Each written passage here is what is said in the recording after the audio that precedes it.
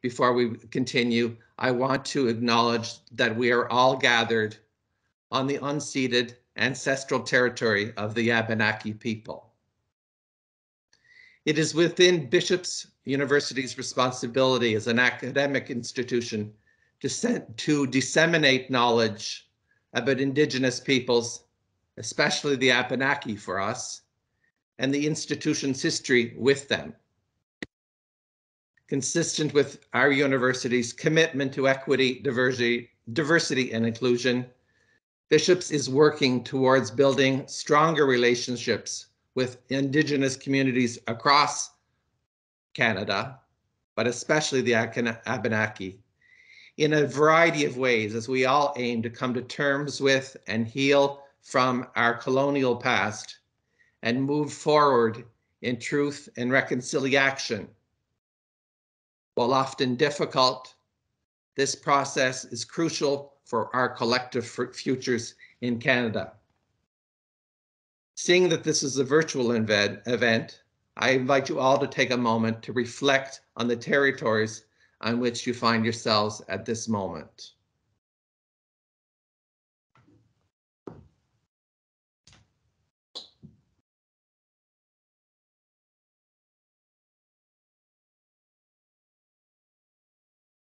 Aujourd'hui, Sunny devient la 8e chaire de recherche du Canada dans l'histoire de Bishop's University.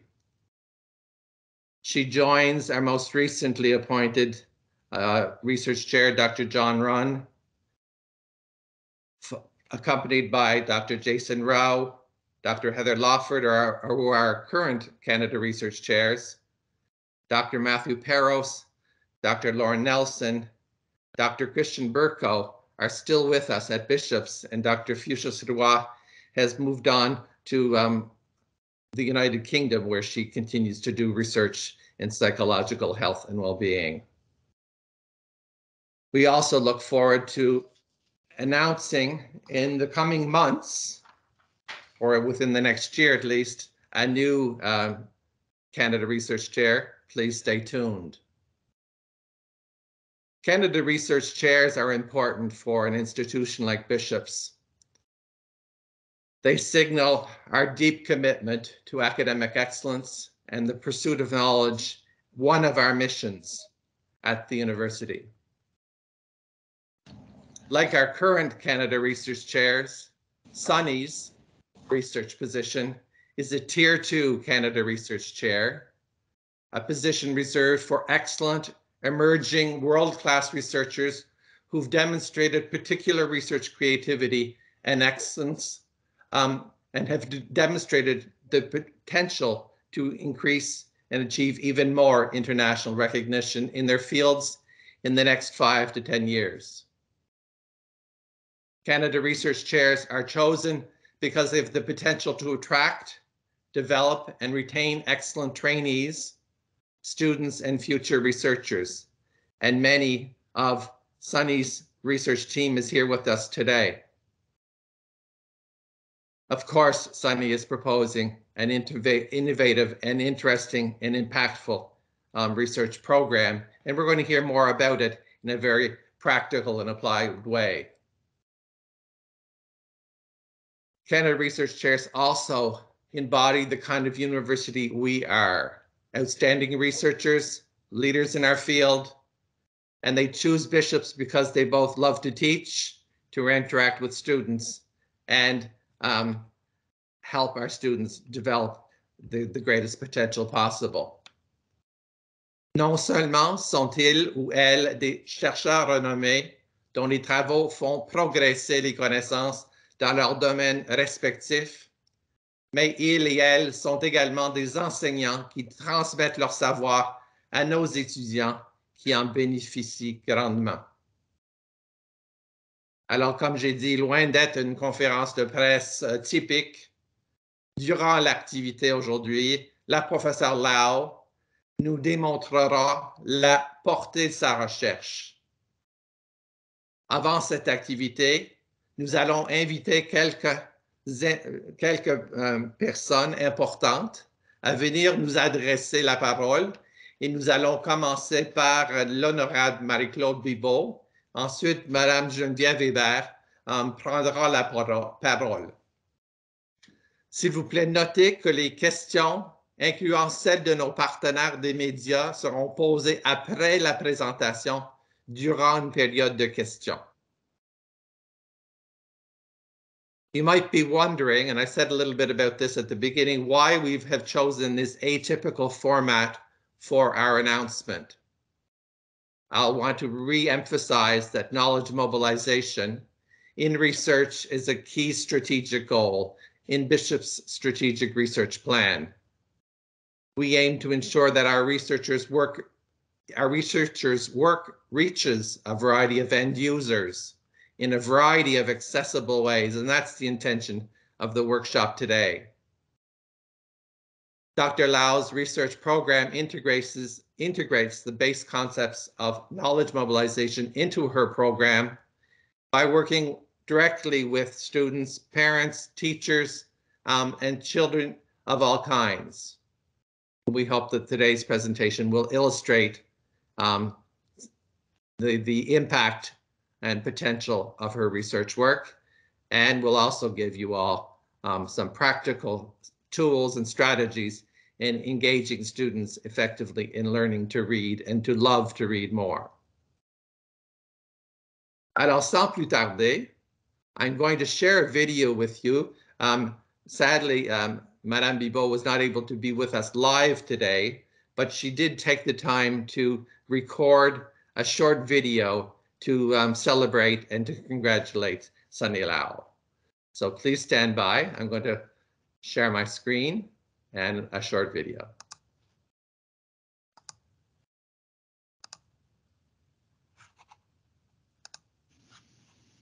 Hello, everyone. For more than 2 years, the world of research is being put forward everywhere within the country. We must highlight their incredible work, since they are usually in the shadows. Our government firmly believes that research is essential to help us overcome the challenges of today and prepare us for those of tomorrow. The Government of Canada announced last January an investment of more than $151 million in research. Its goal is to attract and retain some of the world's most accomplished and promising researchers. This funding will support the work of 188 Canada Research Chairs at 43 different institutions across the country. Cette année, le financement va soutenir les travaux de 188 titulaires de chaires de recherche du Canada dans 43 établissements à travers le pays. I'm here with you today since one of these new chairs was awarded to a researcher and professor from Bishop's University, Professor Sunny Lau. Je suis ici avec vous puisqu'une de ces nouvelles chaires est attribuée à la chercheuse et professeure de l'Université Bishop's, la Dr. Sunny Lau. Dr. Lau was awarded a Canada Research Chair to continue her work on plurilingual pedagogies. I will leave it to Dr. Sunny Lau to tell you more about the nature of her work. Dr. Lau s'est vu décerner une chaire de recherche du Canada pour poursuivre ses travaux sur les pédagogies plurilingues. Vous comprendrez que je vais lui laisser le soin de vous parler de la nature de ses travaux. Obtaining this chair for Bishop's University demonstrates that small universities are also able to attract leaders in their fields and bring together creative teams that can be leaders in the study of our world. I'm looking forward to see all of the great discoveries made here at Bishop's University. Good success. Bon succès. Merci beaucoup, Madame Bibeau. Comme j'ai dit, nous sommes toujours très contents de l'appui que nous recevons de nos amis politiciens du fédéral et du provincial, ce qui m'amène à vous présenter, à accueillir chaleureusement notre députée locale, Madame Geneviève Hébert. À vous, Madame Hébert. Merci, M. Tamboul. Hi everyone, bonjour tout le monde. Donc, je tiens d'abord à remercier l'Université UBishop, ce qui m'a permis de participer à cette activité aujourd'hui. Puis, je veux profiter de l'occasion pour partager quelques réflexions et féliciter Dr. Lau pour l'obtention de la Chaire de recherche du Canada sur l'enseignement et l'apprentissage plurilingue intégré. On le sait, une langue, c'est fondamental pour communiquer. Ça l'est également pour s'intégrer dans une société. L'apprentissage de la lecture et de l'écriture est d'autant plus primordial que l'écrit est omniprésent dans tous les aspects de la vie. Et l'aide des parents, ça fait une différence dans l'apprentissage scolaire. Je peux en témoigner pour l'avoir moi-même expérimenté avec mes 2 enfants qui bientôt seront eux aussi des parents. Je leur ai lu des histoires en français, je les ai accompagnés dans leur lecture et leurs travaux en anglais. Donc, comme elles peuvent s'appliquer à n'importe quelle langue, les recherches sur le plurilinguisme de la professeure Lau ont une portée, je dirais, universelle. En Estrie, ces travaux ont une résonance particulière, étant donné que le nombre d'élèves dont la langue maternelle n'est ni l'anglais ni le français est en hausse. Puis je suis à même de le constater parce que ici, dans l'arrondissement Fleurimont à Sherbrooke, on a l'école Marie-Reine où plus du 2/3 des élèves viennent d'ethnies multiculturelles. C'est une richesse pour cette école. Puis ça amène ainsi les enseignants et les parents à tenir compte des liens que les enfants peuvent établir entre leur langue et culture d'origine dans l'apprentissage d'une langue seconde. Ce faisant, les outils pour développer chez les enfants des compétences d'analyse et d'interprétation des histoires selon différentes perspectives. Par exemple, l'enfant peut comprendre qu'il y a des avantages cachés dans l'adversité et qu'en réfléchissant, il est possible de surmonter des difficultés. Alors, quand on parle de l'obtention de la Chaire de recherche du Canada, c'est une grande marque de reconnaissance sur la pertinence des travaux de la professeure Lau. Son approche est très appropriée dans le contexte où de plus en plus d'élèves issus de l'immigration vivent une réalité bilingue et multilingue. Si le fait de lire des histoires à nos enfants dans leur langue maternelle a un effet positif sur leur apprentissage, cette pratique accompagnée d'une discussion peut avoir un impact décuplé lorsqu'ils apprennent une autre langue. Merci, professeur Lau, de nous éveiller au trésor caché dans la lecture avec les enfants. C'est un trésor à partager et à chérir en famille. Donc, je vous souhaite un bel atelier à tous. Merci beaucoup, Madame Hébert, et vous avez vraiment saisi l'importance et l'essence des recherches de la professeure Lau. La professeure Lau travaille en étroite collaboration avec d'autres chercheurs de Sherbrooke, dans d'autres provinces canadiennes et à travers le monde. Sunny Lau, comme moi, sommes membres du Centre de recherche Collectif CLÉ dans l'autre université, de l'autre côté de la montagne. On invite maintenant le directeur de ce centre de recherche, le professeur Olivier Desutter, à venir nous adresser la parole et nous expliquer en quoi cette chaire de recherche et ces recherches du Centre de recherche collective CLÉ sont importantes. À toi, Olivier. Merci, monsieur le vice-principal, et j'en profite vraiment pour souligner le travail exceptionnel que vous avez réalisé ces dernières années pour soutenir le développement et la valorisation de la recherche dans le domaine de l'éducation à l'Université UBishop, dans le domaine des langues en particulier, mais aussi pour le travail que vous avez fait pour renforcer la collaboration entre nos 2 institutions. Madame la députée Hébert vient de le souligner, la question du plurilinguisme est de nos jours une question fondamentale sur les plans éducatifs, mais aussi social et politique. Dans des contextes changeants, nous avons besoin de développer de nouvelles connaissances dans ce domaine pour orienter et guider les personnes enseignantes, mais aussi les parents et les décideurs politiques. C'est la mission que nous nous sommes donnée au collectif CLÉ que j'ai le privilège de diriger et dont la professeure Lau est membre depuis la création du collectif. La création de cette nouvelle chaire pour laquelle je félicite chaleureusement la professeure Lau, va permettre de donner un coup d'accélérateur dans le développement de la recherche sur l'enseignement et l'apprentissage plurilingue.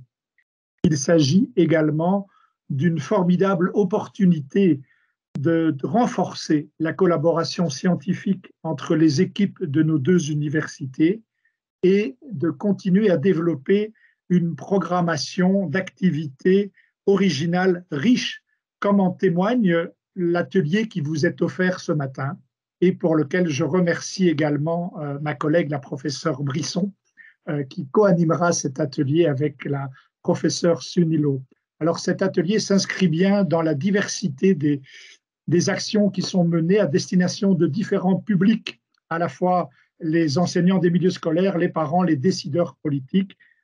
Pour suivre la suite de ces activités, vous pourrez regarder ce qui se passe sur le site du collectif. Et par exemple, j'attire votre attention sur le fait qu'au mois de mai se tiendra dans le cadre de l'ACFAS un colloque important organisé par des collègues du collectif sur ces questions d'enseignement en contexte plurilingue.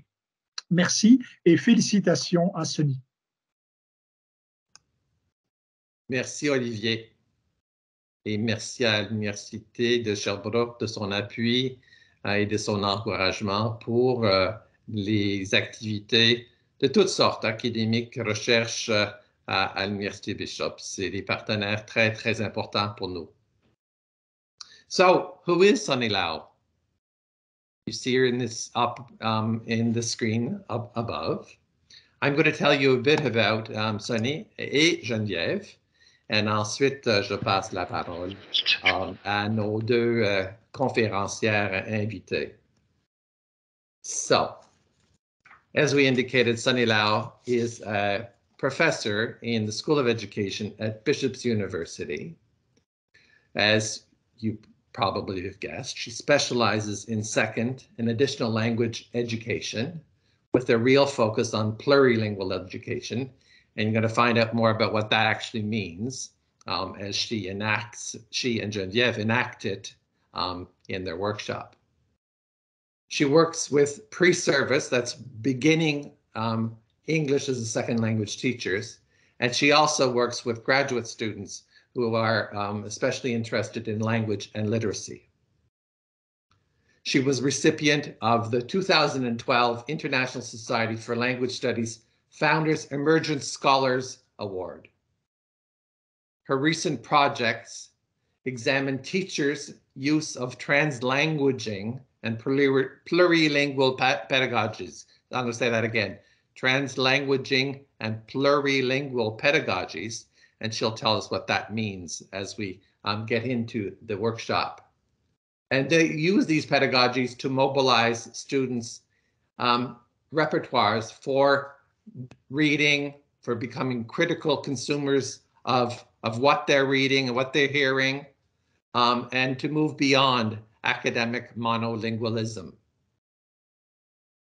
She's presently co-researcher of two other rather large projects that are funded by the federal government's Social Sciences and Humanities Research Council, and these are exploring multilingual approaches to assessment and evaluation in education, and to the promotion of critical and media literacies in plurilingual and pluricultural teacher education across a variety of different contexts.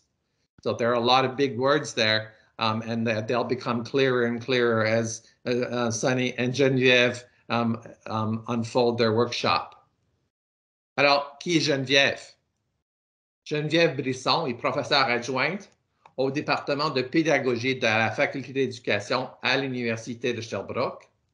Dans ses recherches, elle explore les liens entre la didactique des langues, la façon qu'on enseigne les langues, le bi- et le plurilinguisme, la littératie, c'est-à-dire comment on écrit, comment on lit, toutes les modalités de nos communications, et la construction des identités dans tout ça. Elle documente les pratiques de littératie des enfants plurilingues, tant à l'école qu'à l'extérieur de l'école, comme à la maison.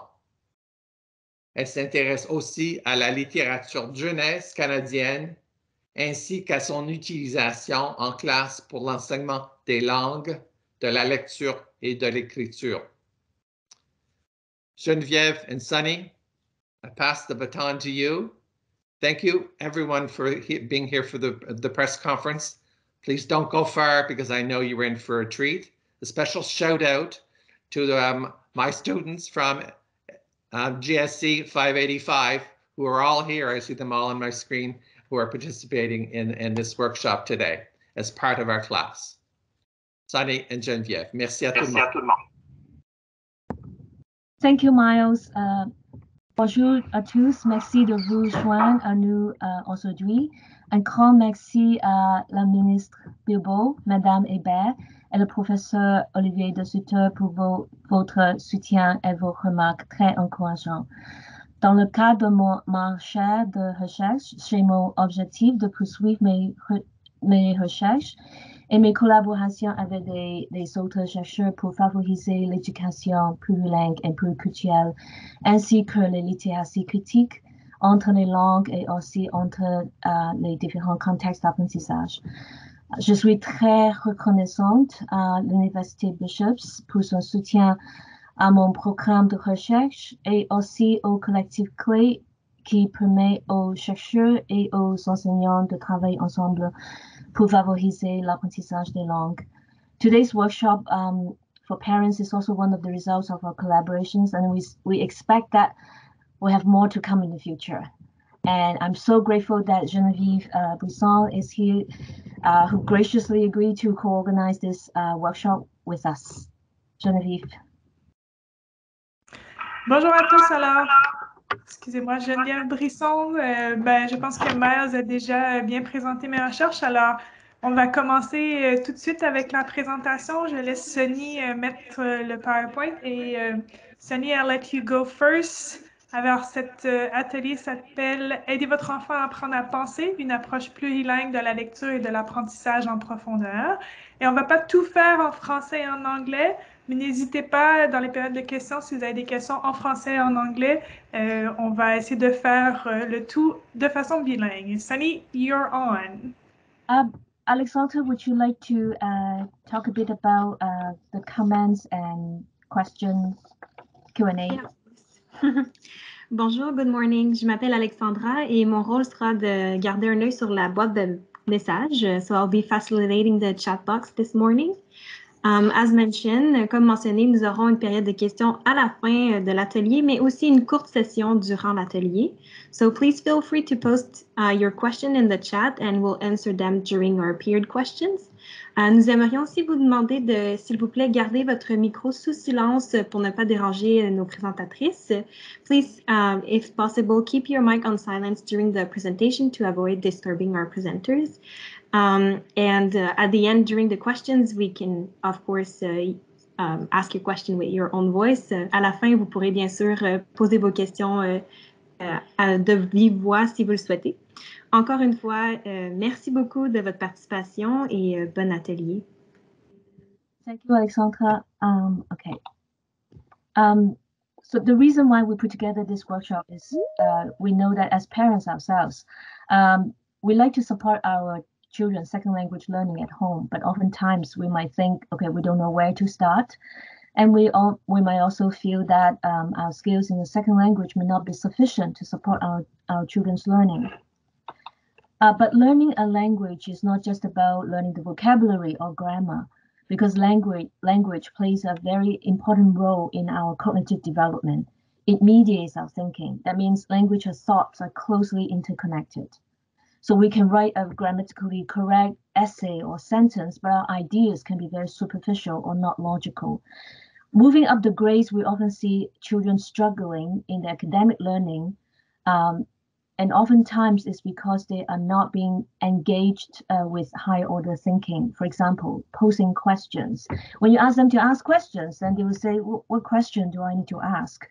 Or try to look at things from different perspectives, or synthesizing ideas, or interpret information, or even reflecting on their beliefs. But all these skills can be promoted and learned when at a very young age. Un des éléments importants qu'on voulait vous présenter ce matin, c'est ce principe-là, le principe de l'interdépendance linguistique qui vient des recherches de Jim Cummins, qui est un professeur qui a enseigné à l'Ontario Institute for Studies in Education à l'Université de Toronto.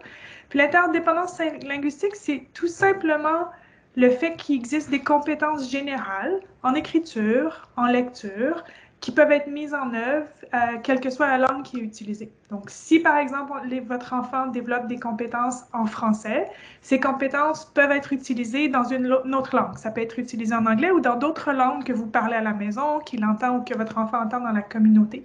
Donc, ces apprentissages dans une langue contribuent au développement des compétences langagères générales en littératie, donc en écriture, en lecture. Puis l'apprentissage d'une langue repose donc sur des processus sous-jacents communs, le Common Underlying Proficiency que vous voyez à l'écran. C'est ce qui explique le transfert entre les langues.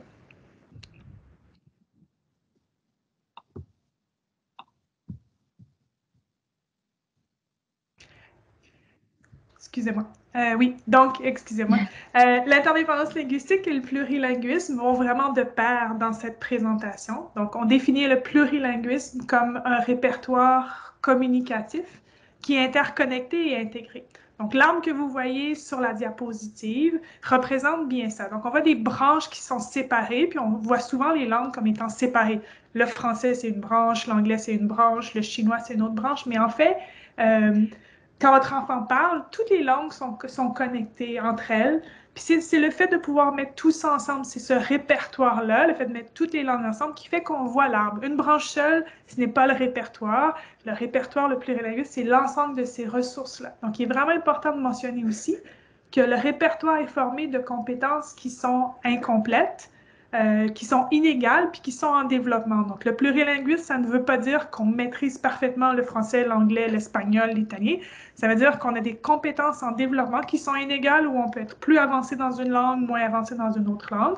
Puis les enfants plurilingues, les adultes plurilingues vont choisir les ressources linguistiques, les langues, ce dont ils ont besoin pour communiquer. Et c'est ce dont on va vous parler aujourd'hui avec cet atelier.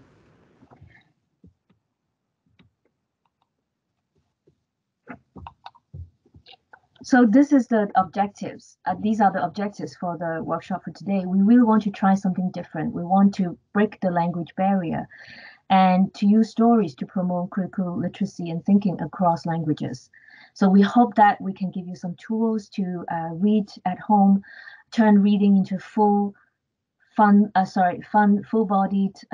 meaningful experience. You engage your children in thinking across languages to promote reflexivity, empathy, critical thinking, and also because of that kind of engagement, your children will become independent, proficient readers. Sorry, go ahead. La citation que vous voyez ici vient d'un article de Sunny, justement, puis montre l'importance des histoires, parce qu'il y a différentes choses qu'on peut lire. On peut lire différents types de textes, mais on va vraiment parler d'histoire aujourd'hui, parce que les histoires, elles nous touchent, que nous soyons adultes ou enfants, et on a tous envie d'une bonne histoire, une histoire qui nous rappelle une expérience, une émotion qui nous a vraiment touchés de façon inexplicable. Et ces expériences qu'on appelle les expériences esthétiques de lecture nous permettent d'habiter, de plonger dans les actions, dans les pensées d'un personnage, dans leur vécu, dans leurs aventures et dans leur processus de prise de décision. Et c'est ce qui donne du sens à nos vies. Donc, les histoires viennent vraiment donner un sens à nos vies. So why stories? Just now, Geneviève mentioned about how stories touched our lives, and that's the reason why we want to engage our children with story reading, because it is not just about language learning. Yes, it will help raise the print and language awareness, will build the vocabulary, they will learn the language structures, but it's also a window into a different culture. We learn the cultural literacy and be able to understand why people think in that way. What are some of the practices that people do? Open to different ways of being, thinking, and valuing. It also promotes interpretive abilities. Why people do, what are they thinking? Why do they act the way they are?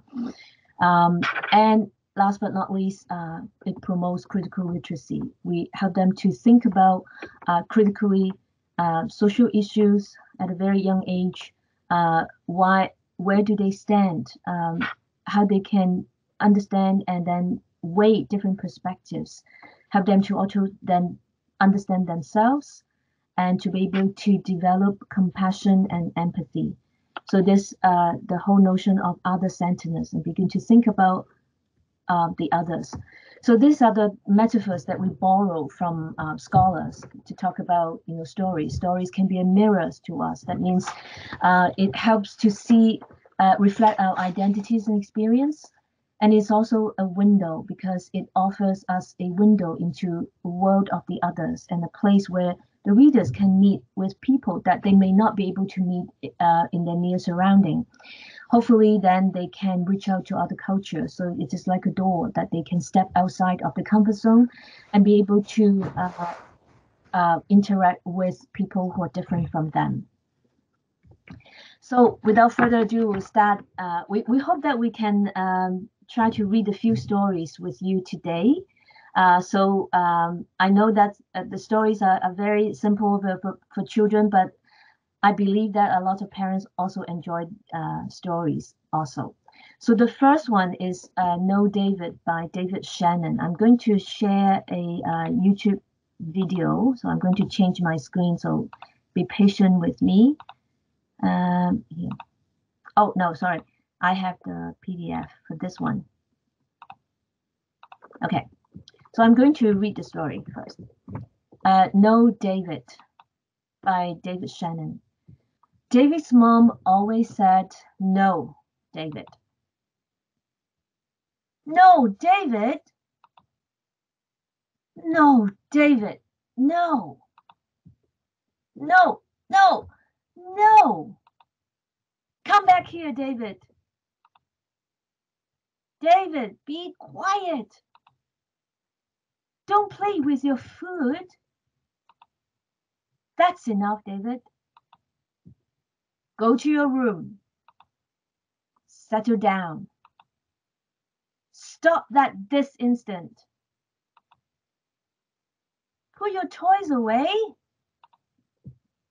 Not in the house, David.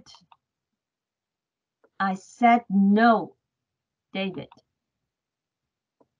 Davy, come here. Yes, David, I love you. Okay, so I'm sure if you are parents, you can share many of these scenarios. So one of the things that we can do definitely is to role play with your child. I like the exercise of manipulating your voice, because it is a very good way of you're trying different tones and to think what the mother might be feeling if she's using a different tone, different pitch, different volume. What is it telling us? To get into the character, what she is actually feeling. We can also have collaborative retelling. Like go when you have finished reading the book, go over it again and see, okay, do you remember what else David did? What is next? So it really helped the child to focus and to promote memory. One very important thing about critical thinking and critical literacy is really to what we call to read with and against the text. To read with the text means to read what is being shown there. But to read against the text means to read what is not there. So for example, here, whose voice do we hear? Right? It's the mother's. What if we give David a voice? What do you think he'll be thinking? What do you think he would say? What about another parent? What about the siblings? Where are they? What would they be thinking as well? So for example, one exercise that I did with a grade 3 class is to ask them to just focus on one picture and to try to think what David is thinking at that moment, and to draw a picture that shows what he's thinking and feeling. So for example, one student said for this picture about the carpet here. So he said, well, I was secretly planting some flowers for my mother. I don't want her to know, and that is why I forgot to take off my shoes before coming in. I'm not saying that, okay, oh, I'm encouraging your children to think of excuses, but it is to help them to understand we never just jump into conclusion by, what we see. Rather, we like them to pause and think what could have happened, what could be the person thinking and feeling at that moment. Next slide. Oui, alors je prends le relais pour ici cette diapositive-là. Donc, il est possible de travailler la lecture avec le texte ou contre le texte. Et ce qui est intéressant avec cet album-là, c'est que le langage est très simple. Donc, il peut être fait avec des enfants tout jeunes qui parlent français, qui parlent anglais. Ce livre existe en français et en anglais. Il est très facile à faire dans d'autres langues aussi. Donc, vous pouvez faire une lecture bilingue, trilingue avec vos enfants très facilement. Puis, le questionnement peut être fait dans une langue ou dans l'autre selon que vous parlez mieux anglais ou que vous préférez le faire en français. Puis, il peut y avoir un échange qui se fait dans plusieurs langues. Puis, vous pouvez questionner votre enfant sur, les prédictions.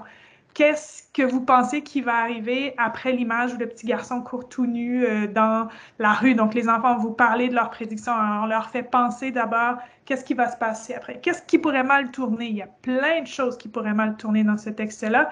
Et vous allez probablement devoir le lire plusieurs fois parce qu'au début, moi, j'ai lu plusieurs fois ce livre-là dans les bibliothèques. Puis tout ce que j'ai, c'est vraiment des grands éclats de rire. Donc, on fait les éclats de rire, on s'amuse au départ. Puis après, on peut revenir à plus de questions, de prédictions.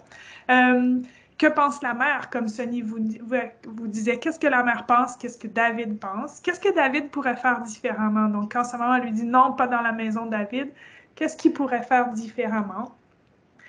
Puis, de leur demander, pourquoi David fait tout ça? Qu'est-ce que tu penses qui se passe dans ta tête? Pourquoi est-ce que la maman de David lui dit toujours non, David? Qu'est-ce qui se passe? Alors, l'enfant doit sortir un peu de son identification avec le petit David, puis aller plutôt vers l'identification avec la maman. Puis, pourquoi est-ce que toi, tu es plutôt comme David ou est-ce que tu es comme la maman de David? Donc, les deux sont possibles. On essaie de se positionner d'un point de vue ou de l'autre.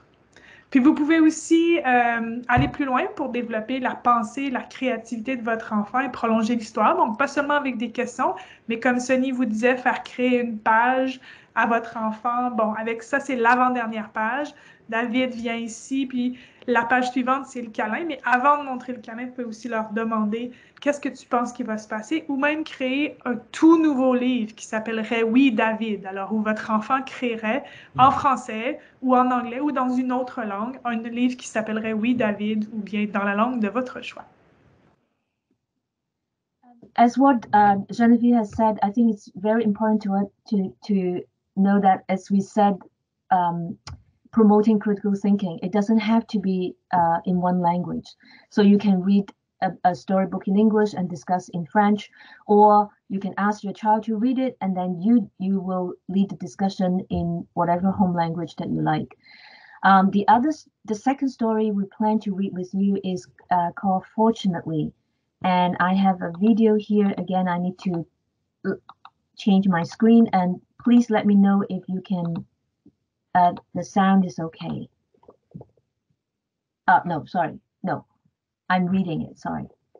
Okay, can you all see it? Okay, Fortunately by Remy Charlotte.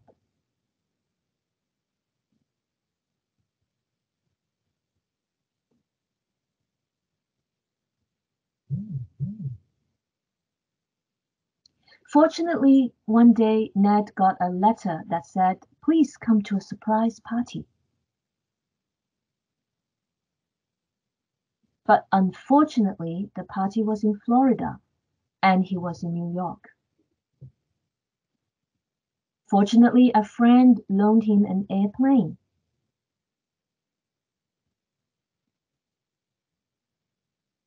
Unfortunately, the motor exploded. Fortunately, there was a parachute in the airplane.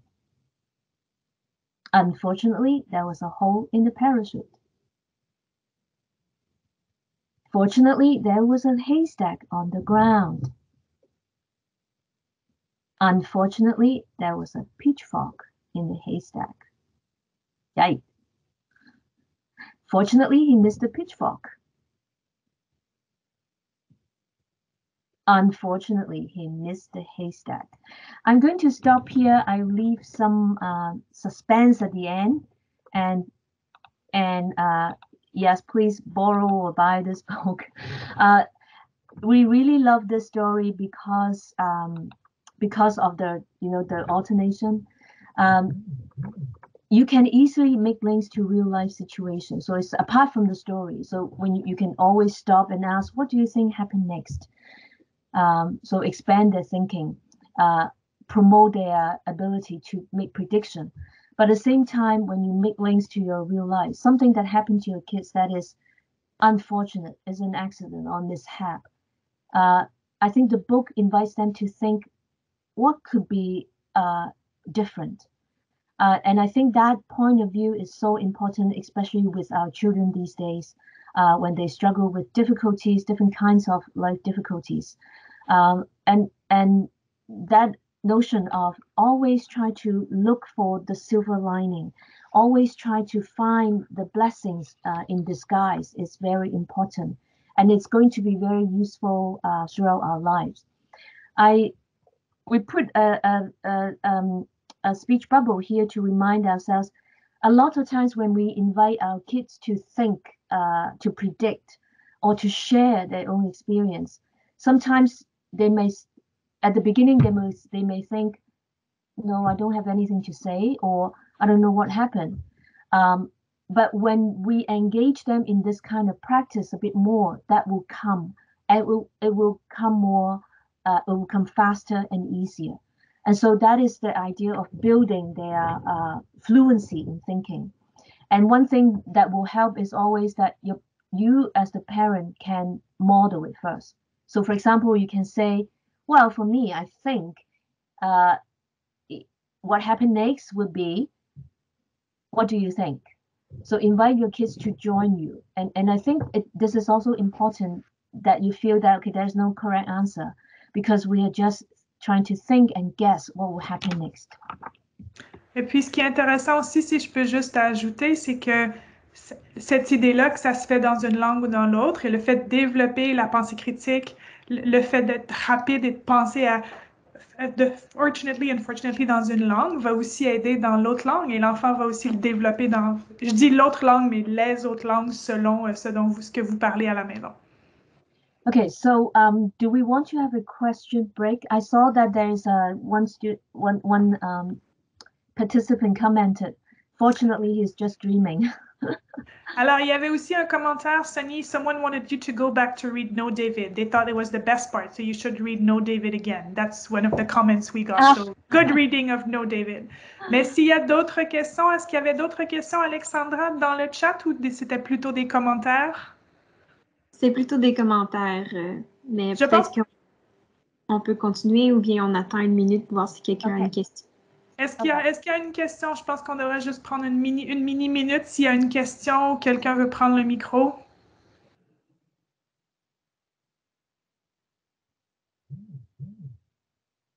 Vas-y, Olivier. Oh yes, yeah, Olivier. Oui, mais je voudrais profiter de l'album La No David pour souligner quelque chose. C'est que je crois que c'est aussi tout à fait fondamental que les parents prennent ce temps de faire la lecture à leurs enfants, parce que pendant que le parent fait la lecture à son enfant, justement, sa voix, son langage résonne autrement pour l'enfant. Ce n'est pas le langage habituel dans la vie de tous les jours. Le langage habituel, c'est celui de la maman de David. Même les intonations, c'est non, ne fais pas ci, fais ça. Donc c'est un usage de la langue que l'enfant intègre comme étant très particulier chez le parent. La langue sert à donner des ordres, elle sert à réprimander, elle sert à encourager parfois, etc. Et pendant le temps de l'histoire, c'est ce qu'on appelle parfois la parole conteuse. L'enfant est en relation avec une autre forme d'usage de la parole chez le parent. Et c'est tout à fait essentiel aussi que l'enfant puisse découvrir que le langage sert aussi à ça, simplement, et que les intonations, alors, vont être différentes, vont résonner autrement pour lui. Et si on pense aux situations plurilingues, c'est aussi important pour certains enfants, par exemple, qui ont des enfants migrants, qui qui n'ont pas été souvent en contact avec leur langue d'origine. Là aussi, parfois, ils vont entendre leurs parents utiliser la langue d'origine dans des fins de communication courante avec la famille, etc. Mais entendre un parent qui va lire un livre dans sa langue d'origine, là aussi, la langue va résonner d'une autre manière. Oui. Merci, Olivier. Merci, Olivier. And I think that is so important because language is really not just the structure, but it is our voice, our musicality of the language that makes language learning interesting, especially when you are learning a new language. And because it is connected with the way we think, the way we feel, the way we act. Okay, so moving on. We want to introduce a bilingual book to you today, but there's actually a lot of bilingual books out there. We're going to, at the end of the workshop, we're going to show you some resources that you can go and look for your bilingual book. So for example, here we have English and Arabic, we have Korean and English, we have Spanish and English, and we have Spanish and French. The idea is that you can, if parents are not comfortable reading the target language that your child is learning, you can always use this kind of bilingual book to work with your kids, to have fun with your kids, but at the same time promoting the home language as well, because development in one language will also promote the development of another language. Just like earlier when we showed the picture of the banyan tree, and that is the whole notion of plurilingualism, because they're mutually connected. So the book that we're going to read today is Chenille avec Betty and Cat in the Kennel. This is because usually bilingual books, they have the English or the one language and then the other language completely the same. Whereas this book, actually, it is about these two animals. One is a dog, the other one is a cat. So the dog speaks French and the cat speaks English. And so they're not exactly a translated book, it's integrated. So we're going to read a few pages. Okay, again, I need to change my, okay. Can you all see the book? I'm going to enlarge it a little bit. Okay. So, Geneviève. La vie n'est pas toujours comme on veut. D'abord, il y a eu Cat qui est venu au jour, juste comme ça, et il est resté. Et aujourd'hui, je vois les bagages sortir. Il y a quelque chose de bizarre dans l'atmosphère. Je ne sais pas ce que les maîtres préparent. Cat est aussi inquiet. I haven't lived here very long, but I know that suddenly things are different. The people are different. They're busy with something. They move a lot from room to room. And Betty is a little nervous. Et nous voilà, Cat et moi, chacun dans notre petite cage, dans la voiture, en route vers on ne sait où. Au secours! Help! I'm stuck in a cage. We're in a car. Where are we going? I want out. This is one way to treat a cat. There's no way to treat a cat, sorry. Ouf, on n'est pas resté trop longtemps dans la voiture, merci. Et maintenant, que va-t-il se passer? Oh non, on nous emmène tous les deux, toujours en cage, vers une autre cage, mais plus grande. Betty and I are now in a big cage. At least we're together. The people are waving at us. Why? Oh, no. They're leaving us here. Where are we? Who will feed us? Who will cuddle us? How do we get out of here? Pendant que Cat s'énerve, moi, je regarde un peu autour de moi. 2 couvertures par terre, 2 gamelles pleines d'eau. Pas mal tout ça. Et en face, un... Okay, we're going to just stop here to leave you with some suspense so that you'll be interested in reading it, like looking up the resource and read it. A lot of activities that you can do with your kids. One person, one voice, okay, one language, role play, again, dramatic role play, using their plush toys, you know, to play the character. Kids really love that.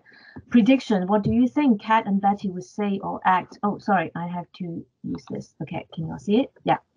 Or become a word detective.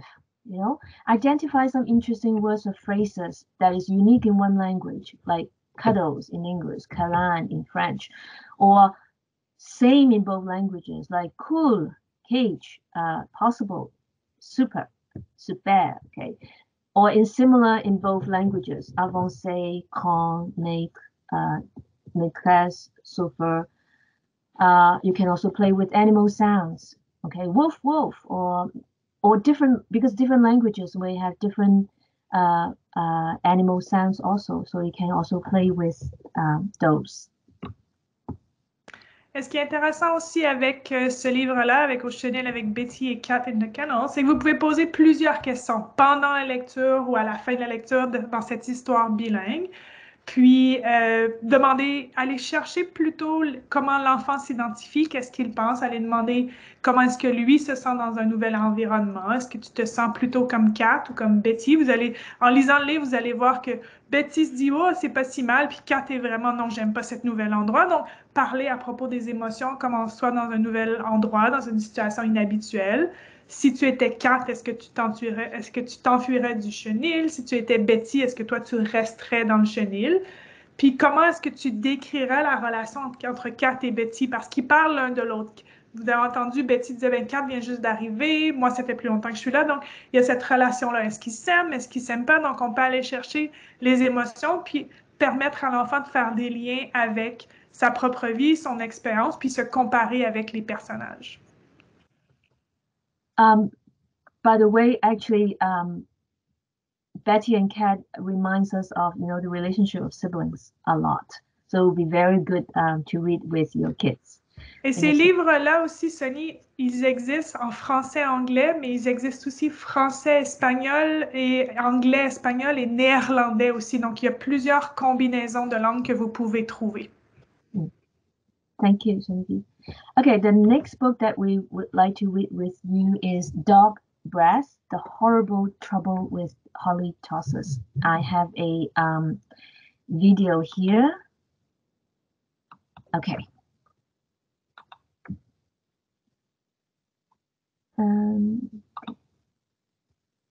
Dog Breath, The Horrible Trouble with Holly Tosses by Dave Pilkey. There once was a family named Holly.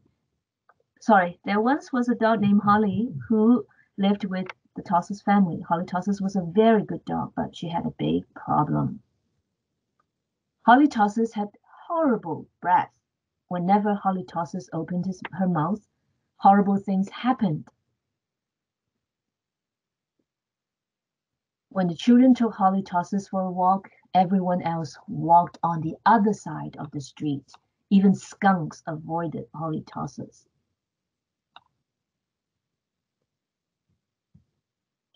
But the real trouble started one day when Grandma Tosses stopped for a cup of tea, and Holly jumped up to say hello. Mr. and Mrs. Tosses were not amused. Something has to be done about that smelly dog, they said. The next day, Mr. and Mrs. Tosses decided to find a new home for Holly. The children knew that the only way they could save their dog was to get rid of her bad breath. So they took Holly Tosses to the top of a mountain that had a breathtaking view. They hoped that the breathtaking view would take Holly's breath away, but it didn't. Next, the children took Holly Tosses to a very exciting movie. They hoped that all the excitement would leave Holly breathless. But it didn't. Finally, the children took Holly Tosses to a carnival. They hoped that Holly would lose her breath on a speedy roller coaster.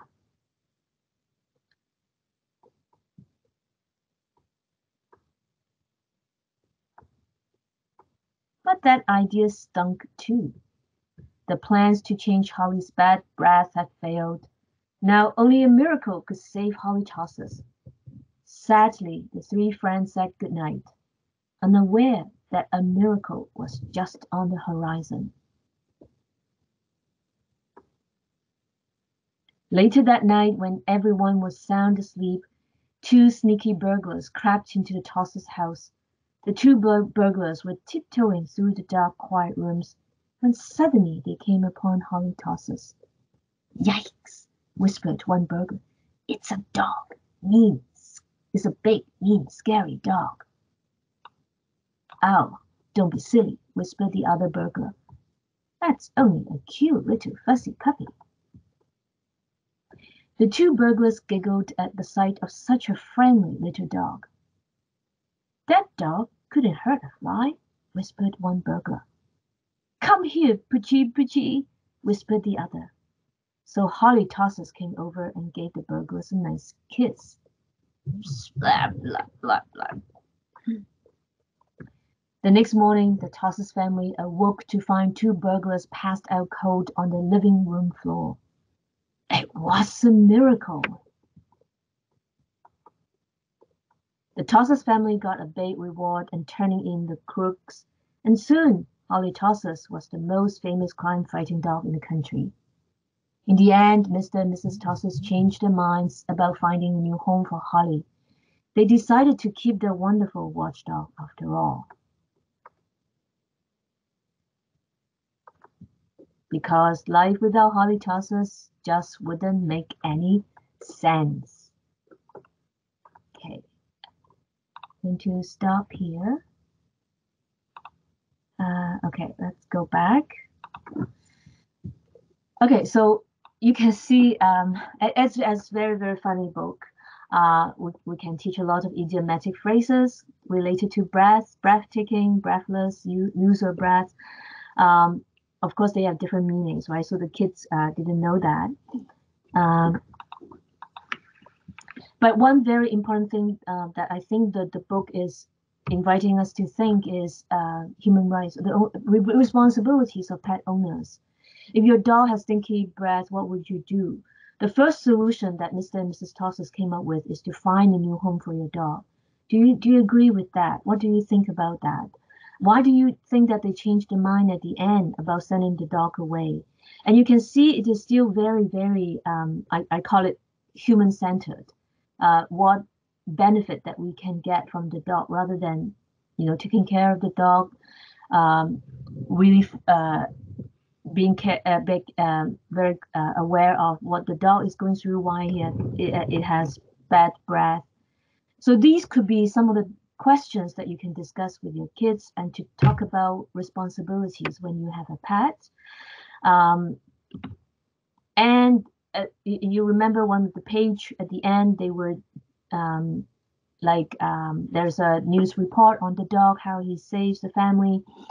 So we can have some really fun activities playing with words, like you can see a lot of headlines or slogans. They also use words that alliteration, the use of alliteration, words that have similar consonants. So for example, bad breath, smart save. Let's come up with other words that that can capture the story. And you can do it in another language also. Donc, en effet, vous pouvez le faire en français. C'est intéressant de vraiment continuer cette activité-là, puis de commencer avec l'anglais ou avec une autre langue, si vous parlez une autre langue, puis de faire appel à la créativité de votre enfant. Et dépendamment de l'âge de votre enfant, vous pouvez aller plus ou moins loin selon ses connaissances dans la langue avec laquelle que vous utilisez. Donc, en anglais, vous voyez de la répétition des sons, comme Sunny a dit, le bad breath, bungles, burglary, la répétition du B.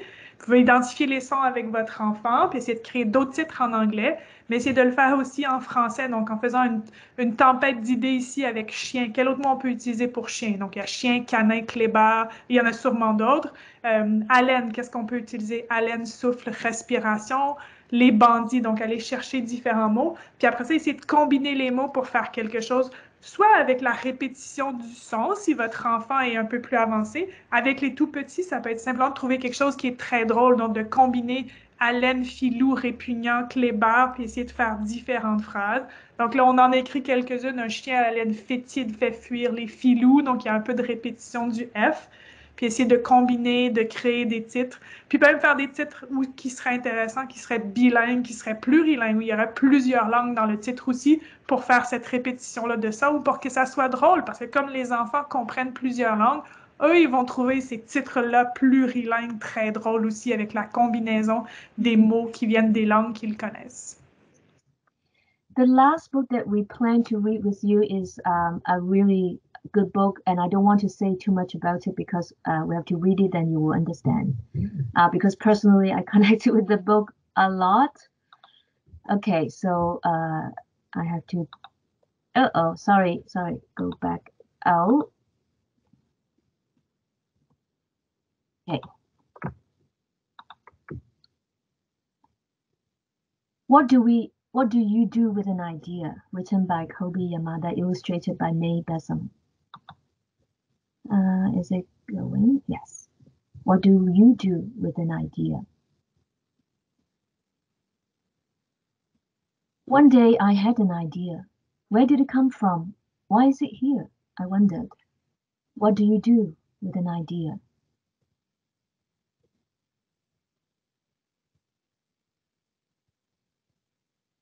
At first, I didn't think much of it. It seemed kind of strange and fragile.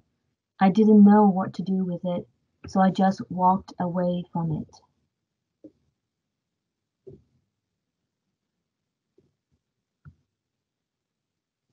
Okay, a bit slow. Okay, I'm going to. Okay. But it followed me.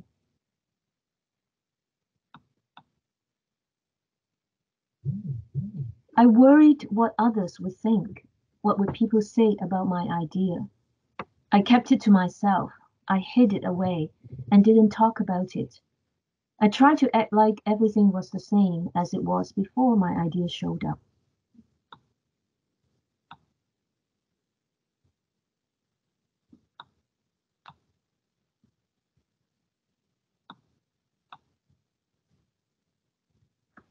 But there was something magical about my idea. I had to admit, I felt better and happier when it was around. It wanted food. It wanted to play. Actually, it wanted a lot of attention. It grew bigger, and we became friends. I showed it to other people even though I was afraid of what they would say. I was afraid that if people saw it, they would laugh at it. I was afraid they would think it was silly. And many of them did. They said it was no good. They said it was too weird. They said it was a waste of time and that it would never become anything.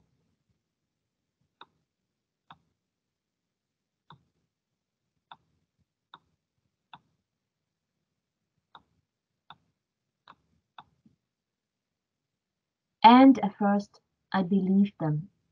I actually thought about giving up on my idea. I almost listened to them. But then I realized, what do they really know? This is my idea, I thought. No one knows it like I do. And it is okay if it's different and weird and maybe a little crazy. I decided to protect it, to care for it. I fed it good food. I worked with it. I played with it. But most of all, I gave it my attention.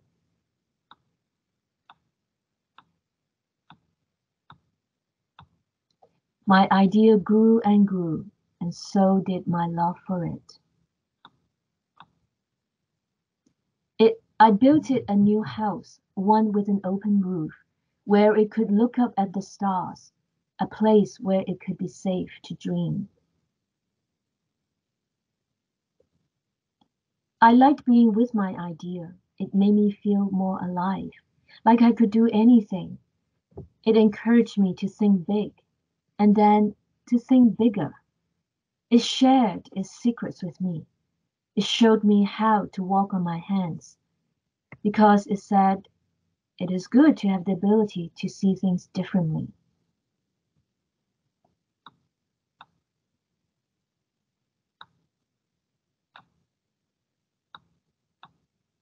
I couldn't imagine my life without it. Oh, sorry.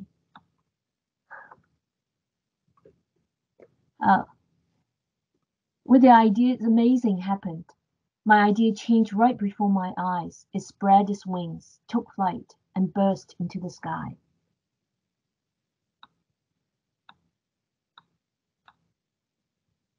I don't know how to describe it, but it went from being here to being everywhere. It wasn't just a part of me anymore. It was now a part of everything.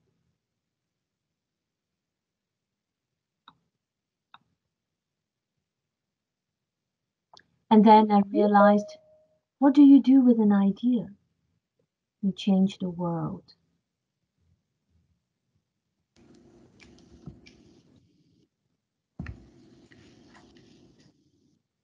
What do ideas become? Oh,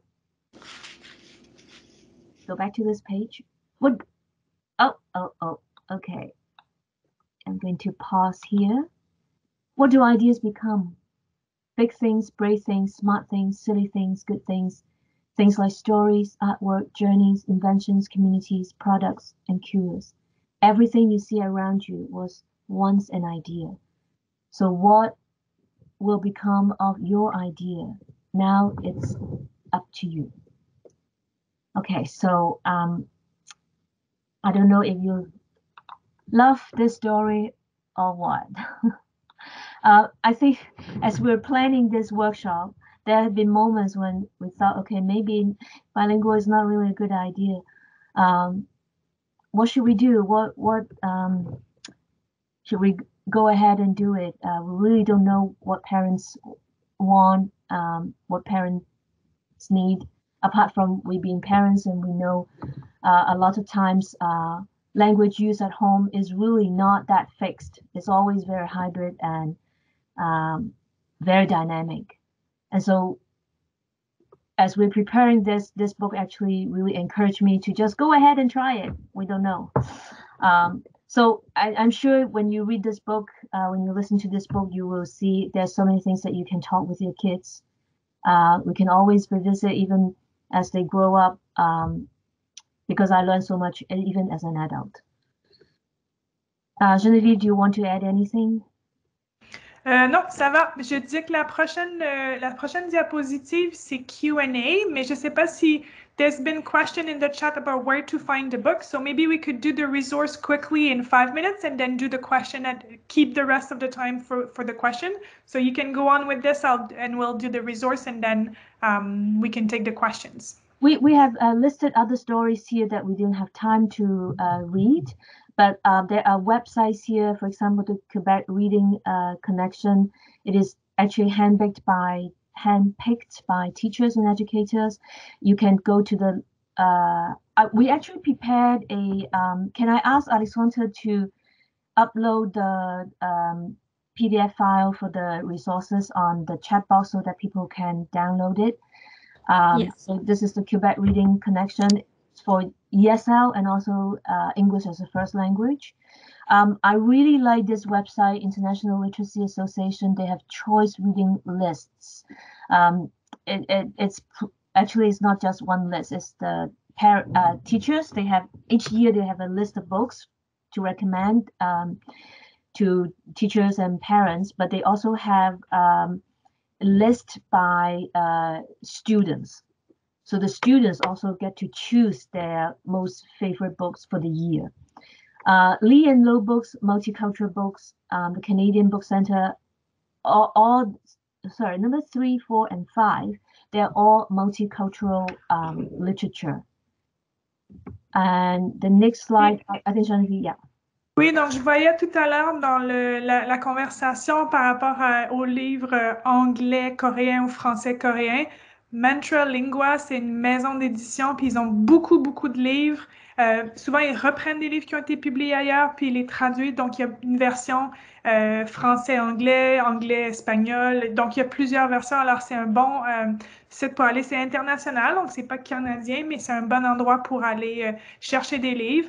Infantilingue, c'est une librairie indépendante qui propose un catalogue qui est vraiment ciblé pour la jeunesse, qui est spécialisé dans des produits éditoriaux bilingues, multilingues. C'est vraiment une association qui a comme objectif de favoriser l'acquisition des langues puis la découverte des cultures. Donc, c'est un bon site à aller explorer aussi.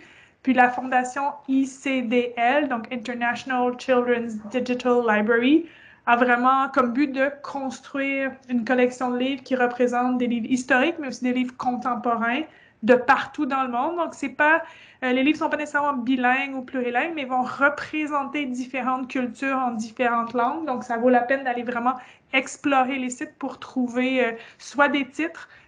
Sur Matralingua, vous pouvez commander, mais vous pouvez aussi trouver des titres qui vont cadrer avec les langues que vous avez dans votre famille, dans votre communauté, et que vous voulez développer avec vos enfants. Okay, so I'm going to stop sharing, and thank you so much for being with us today. So we are going to, okay.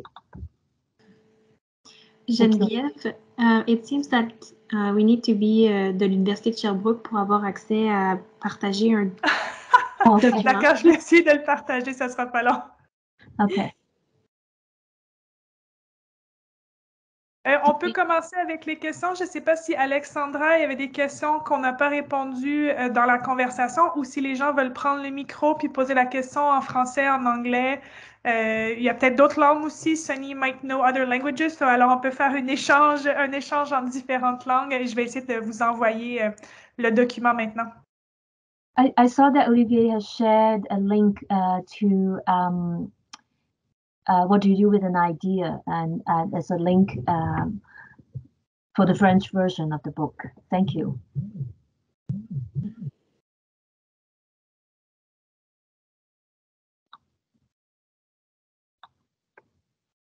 Any questions or comments? I have a question. Yes, Lindsay. So my children know Spanish and English and French they're learning in school, and my younger daughter's learning to read. So they send home there's always books in our house, but they specifically send home little books for her to read. And usually we always read bedtime stories, but I get books from the library in English, just out of habit. She does have these little French books and I like to read them. Is it okay if I read them to her? Or like my pronunciation's not ideal in French, you know? And I always wonder, am I doing a good thing or a bad thing if I read to her in French, even though I'm not very well established in French, that my French is very basic? Well, for me is if the child is willing to read, encourage her to read. And then we can have the discussion in whatever language that you feel comfortable with, and that is I think the main message that we want to send to parents is not that we have to be perfect in that language before we can engage our students and our children with the material in that language, because when we ask questions, when we do those activities with them, they will be interested, they will be excited about the book. And that is the most important thing, because once they have those skills, then they can use it in other subject areas or other languages also.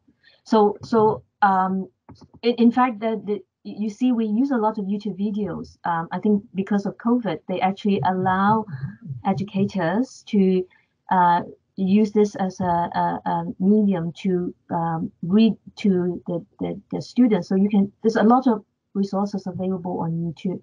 So that could be fun. You can invite your child to read and you are learning from her, right? And then you can say you can learn Spanish or whatever language from you. So make it a very collaborative exercise. Okay. All right. Thank you. Thank you. Il y a des questions aussi dans la conversation en lien justement avec ça, selon les compétences qu'on a en français et en anglais. Je pense que la lecture partagée selon la compétence de votre enfant, puis votre compétence à vous, c'est l'idéal. Alors d'échanger, de faire certaines... Puis le plurilinguisme, c'est pas d'avoir une compétence parfaite dans toutes les langues, c'est d'avoir des ressources puis d'utiliser les ressources différemment. Puis Olivier mentionnait aussi qu'il y a des fois des livres audio qui peuvent être écoutés. Yes. Donc, on peut écouter le livre audio en français ou l'écouter en anglais. Puis on pratique l'oreille aussi. Donc, il y a la lecture, il y a de pouvoir le dire, mais il y a aussi de pouvoir comprendre, qui peut être intéressant. Puis je vous ai mis un lien aussi pour les livres plurilingues et le DIL. Il faut un abonnement, mais ça peut être quelque chose d'intéressant pour les classes. Puis il y en a certains qui sont disponibles gratuitement. Je l'ai mis dans la discussion. Et en ce moment, je ne sais pas pourquoi je n'arrive pas à mettre le PDF. I can't put the PDF for the resource right now. It's just an image. I'm figuring it out over the next few minutes, hopefully. Okay.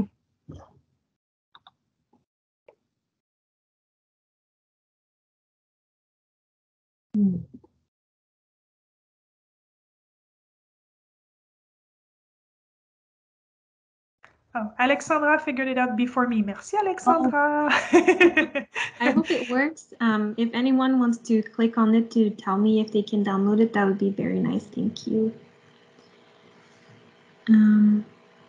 Ça fonctionne pour moi quand je clique sur le lien, Alexandra. Merci. Okay, good. Merci beaucoup. Oui, comme Miles disait par rapport aux accents, donc le plurilinguisme, c'est pas d'avoir un accent parfait en français.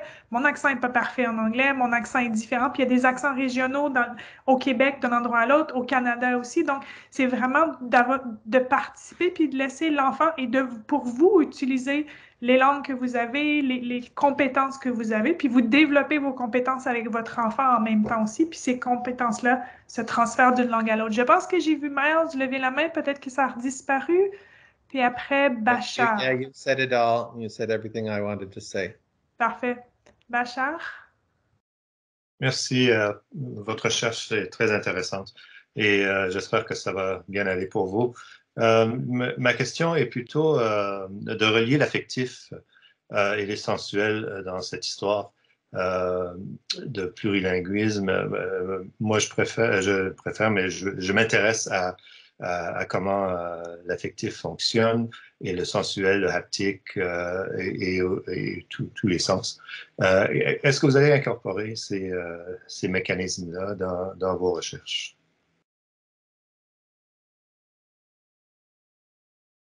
Par le sensuel, vous voulez dire les différents sens?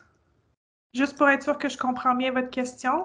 Oui, d'aller au-delà de la langue et d'aller dans le toucher, dans le goût, dans l'oral, dans toutes les autres choses qui sont utilisées quand on enseigne un enfant à devenir une personne complète.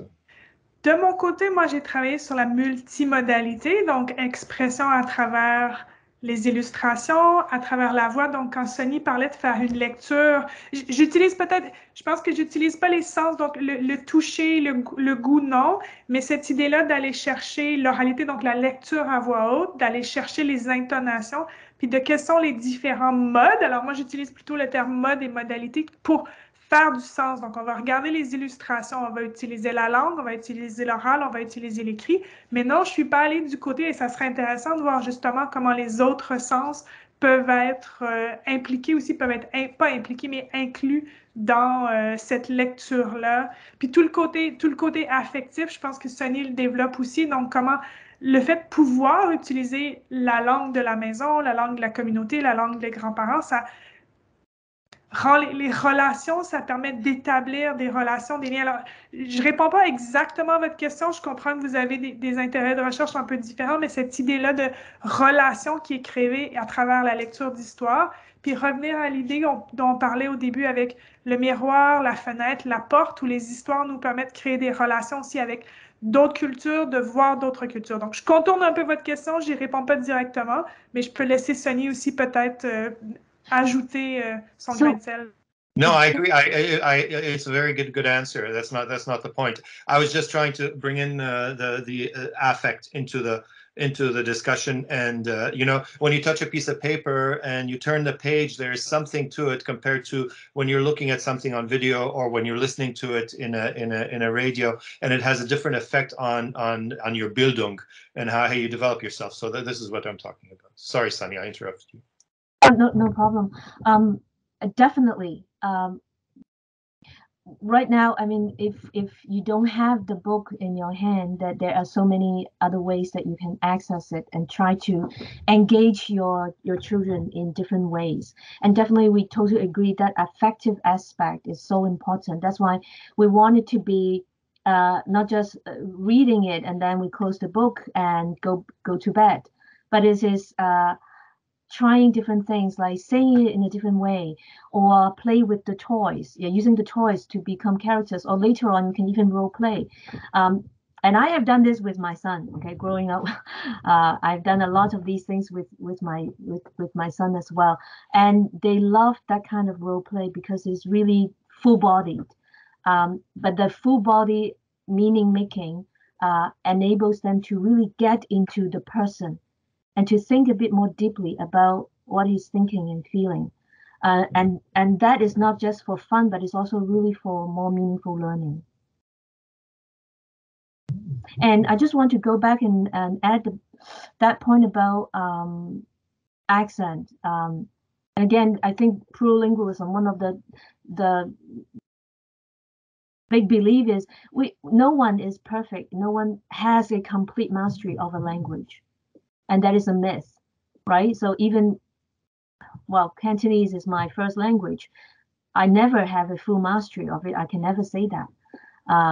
Nor English, nor French, or Mandarin, because we are evolving, we're changing. And so the idea is that we use language to help us to think, to make meaning.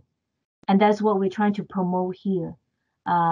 Not about just promoting a accuracy or fluency, but using it to think about oneself, to think about the others, to think about what we can do with an idea, for example.